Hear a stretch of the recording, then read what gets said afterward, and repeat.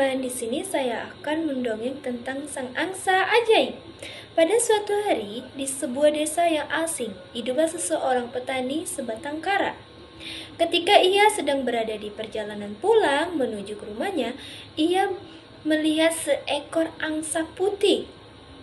Dan petani pun menghampiri angsa putih tersebut dan memutuskan untuk membawa pulang agar dapat dipelihara. Lalu kata Pak Petani tersebut, betapa malangnya nasib angsa ini. Hidup sendirian seperti diriku. Aku akan meliharanya. Sang petani pun menghampiri angsa putih tersebut, memutuskan untuk membawanya pulang agar dapat dipelihara. Setelah angsa tersebut dibawa pulang, petani segera membuatkan kandang untuknya. Lalu kata petani tersebut, "Mulai sekarang kau bisa tinggal di sini, wahai angsa. Nanti akan kuberi makanan untukmu." Karena hari mulai gelap, sang petani pun masuk ke dalam rumah untuk beristirahat. Keesokan harinya, petani pun bersiap-siap untuk pergi ke sawah.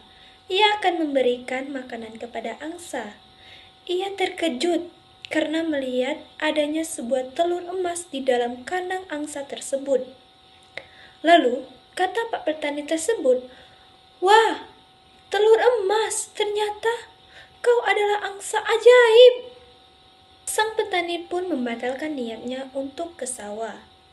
Lalu, dia mengambil telur emas tersebut untuk membawa ke pasar.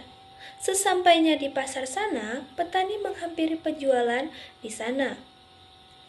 Kata Pak Petani tersebut, "Pak, apakah benar telur emas ini termasuk ke dalam emas murni?" Kata penjual emas, "Ya, benar. Ini adalah emas murni.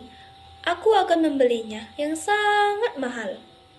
Sang petani pun mendapatkan uang yang sangat banyak dan dia pulang dengan perasaan yang senang. Sejak hari itu, angsa ajaib menerus-menerus mengeluarkan telur menghasilkan telur emas.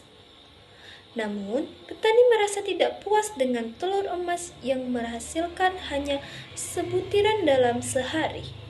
Nah, kata Pak Petani tersebut, aku harus cari cara untuk mendapatkan telur emas yang lebih banyak agar aku cepat kaya raya. Aku akan membelah isi perut angsa ajaib ini untuk mengeluarkan semua telur emas yang ada di dalamnya. Keesokan harinya, petani mengambil sebuah golok untuk menyembelih angsa ajaib tersebut.